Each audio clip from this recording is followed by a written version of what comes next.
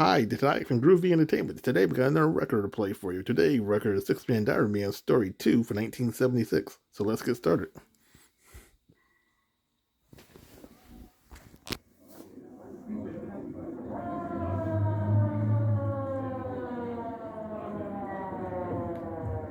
We are outside the embassy of a small Caribbean nation in Washington, D.C.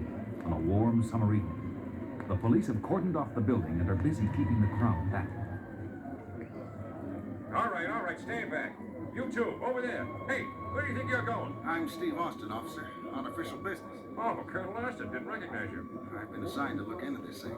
Okay, Colonel, go right in. All right, folks, move along, move along.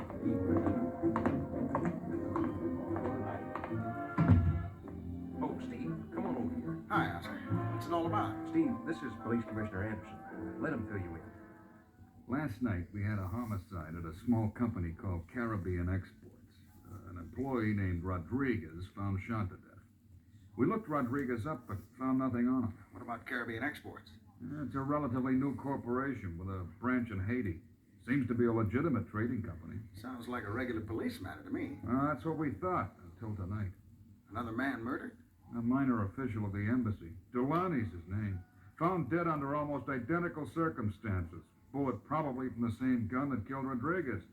Got to be a connection between them. It seems pretty obvious, but where do we come in? NASA has been working with Navy on a new short-range underwater missile, Yeah, I'm familiar with the project. and we've been making arrangements with officials at this embassy for the use of their territorial waters for laying underwater cables and other things connected with the test launch. And you think these murders may somehow be related to the missile project? It's a possibility that we can't ignore. Delaney was the secretary of one of the men we're working with. That's why I thought OSI should be called in. To be on the safe side, Steve, I want you to go down to Haiti. You'll be an American businessman in the export-import line looking for new items to buy. The next day, at a cafe in a small town on the south coast of Haiti, three executives of Caribbean Exports sit at a sidewalk table. I still think it was a mistake. So do I. There must have been some other way. There's no other way. Rodriguez and Delaney had to be silenced before they talked to the authorities. But murder! It would have been better to give them the bigger cut they wanted. There's plenty for everybody. And the worst part is, and now we got the OSI looking into it. When I heard that from my embassy contact, I came right down here. Listen, don't worry about it. Everything is go for tonight. The boat's in position and the diving equipment and divers are all set. The whole operation will be completed before they have a chance to find out what we're up to. And then we take off for Brazil with a cool $20 million. 20 million? Yeah, that's cool. Returning to their office, they're about to walk into the reception room when Breck grabs Maddox by the arm. That man in there, that's Steve Austin, OSI. Are you sure? No mistake. I've seen him in Washington more than once. All right, okay, just play it cool. I'll handle him. Oh, Mr. Maddox, this gentleman has been waiting for you. Well, how do you do? My name is Maddox, president of Caribbean Exports, and this is Mr. Breck and Mr. Ortez. Glad to know you, Mr. Maddox. Gentlemen, I'm Steve Benson, purchasing agent for Texas Foods Incorporated. I'd like to talk to you about a sugar and coffee deal. You see... Oh, I'm sorry, Mr. Benson. You came at a bad time. We're closing for the day. Oh, that's too bad. But tell you what, let's make it for tomorrow. We can have lunch together and talk business at the same time. That'll be fine. Say, just thought of something. If you're not busy this evening, how'd you like to attend a voodoo ceremonial worship? Aren't those things supposed to be secret? Sure, but I know Papa Mungo very well. He'll admit anyone I vouch for. Yeah, sounds like fun. When and where do we meet? Well, there's a little square on the edge of town. Can't miss it.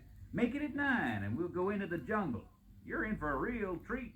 As Steve walks out, Maddox, Breck, and Ortez go into their office and shut the door. Maddox, are you crazy? Tonight's the night we wrap up the whole thing. Crazy like a fox. What better way to make sure that Austin is out of our way? Back at his hotel, Steve calls Washington. I think we're on the right track, Oscar. They're cooperating so nicely, though I got a feeling they might be on to me. Be careful, Steve. If they know or suspect... Don't worry, I can take care of myself. Any idea of what they're up to? Who they're working for? Not exactly, but I do know they've got a rented boat anchored out in the bay within easy range of the missile test area. Well, Navy's ready. They'll wait for word from you. It is 9 o'clock that night. Steve meets Maddox, who leads him along a narrow path into the jungle. Suddenly they come to a clearing lit up by torches. In the center of a circle of worshippers stands Papa Mungo. Maddox goes to him. This is the evil man I told you about. You know what to do? Papa know what to do. Benson, it's okay. Come, sit over here. Fine. The ritual drums set up a throbbing rhythm, and the ceremony picks up in intensity. Papa Mungo, as though in a trance, stands rigid in the center, eyes seemingly shut. Suddenly he utters a piercing scream and starts a strange ritual dance.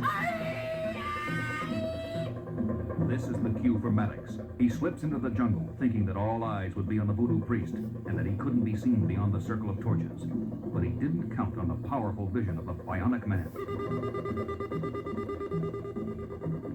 Maddox, heading into the jungle, toward the beach. I got to follow him. He starts to get up, but is restrained by two men beside him. You no go. Realizing the whole thing was a trap set for him, Steve breaks away from the two men, but in seconds the whole circle is on him, and in the fight that follows he is finally clubbed into unconsciousness. About an hour later, on board the chartered schooner South Seas, just off an uninhabited part of the coast. The divers should be in the cabin by now. Can't get this thing over too soon for me. Those OSI men breathing down my neck make me real nervous. Never could figure out why they're involved in this, but it's the Haiti police I'm worried about even more. Forget it. In an hour or less, we'll all be rich and on our way. Hey, there's a signal from the divers. Haul out the line. In a short time, the objective of the whole operation sits on the deck of the schooner, an 18th century treasure chest from a sunken Spanish galleon. Got it. It's open. Look at that! $20 million worth of Spanish gold and jewels. And it's all ours. Beautiful. Here come the divers. Give me a hand with them. Toughest diving assignment I've ever had. Almost couldn't get the cabin. Yeah, had to cut through some heavy cable wires blocking the entrance. Cable wires? There shouldn't have been any cable wires down there. Last time you were down a month ago, the cabin door was clear. Now I think I understand what's going on. Remember 2 weeks ago, a couple of U.S. Navy and research boats in the area? They must be planning some test or something right here. That would explain why the OSI is involved. OSI? That's something I didn't figure on. Listen, Maddox, just give me and Joe our share. We're getting out of here, fast. You're not going anywhere. Maddox, what are you doing with that gun? I'm going to get rid of these two. Two less witnesses and that much more for us. Rick, you with me? Yeah, I'm with you. Ortez? No more kidding. And Ortez leaps at Maddox, but is shot down. Turning to the divers, Maddox fires again, dropping one of them. And now, smart guy, I'm taking care of you. No, you don't. It's Austin. Get him. Maddox fires at Steve, but Steve moves too fast for him, and the bionic man is on the two treasure hunters in a flash. They fight back desperately, but are no match for the power of his fists. In minutes, the struggle is over, just as a Haitian police boat and a U.S. research vessel with Oscar Goldman aboard pull alongside. Steve, got your radio message from the beach. You okay? Oscar, didn't expect to see you. Sure, I'm okay. What happened here? We heard shots. Maddox started to shoot up his own men before taking off with Breck in this Spanish treasure. So this is what they're after all along. And we'd have made it if it hadn't been for you, Austin. How'd you get away from Mungo? Takes more than rope and a little voodoo to hold me, friend. But the Haitian police have the right jail to hold these characters. They don't approve of treasure hunting and murder in their waters. And in the unlikely event they ever get out of Haiti, the U.S. government has a little case of murder and sabotage against them. Well, that wraps it up. By the way, Steve, how did you get out to the boat? Warm tropical breezes, big golden moon shining down, dramatic jungle drums in the distance. You ever see a better night for a moonlight swim?